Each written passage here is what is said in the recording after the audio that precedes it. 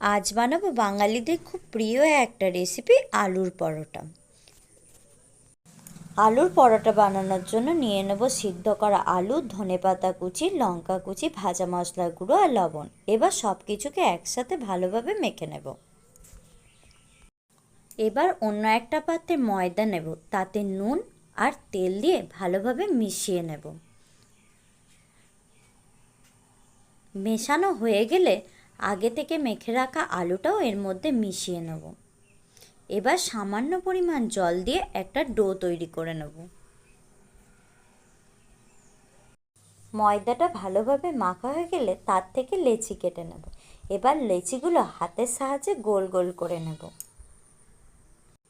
এবার লেচিতে সামান্য শুকনো ময়দা দিয়ে বেলার সাহায্যে সেটা পরোটা শেপে বেলে নিতে হবে।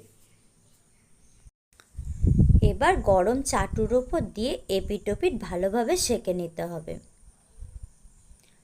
যখন ভালোভাবে সেঁকা হয়ে যাবে তখন উপর থেকে সামান্য সাদা তেল দিয়ে এপিট ওপিট ভালোভাবে ভেজে নিলেই তৈরি হয়ে যাবে আলুর পরোটা।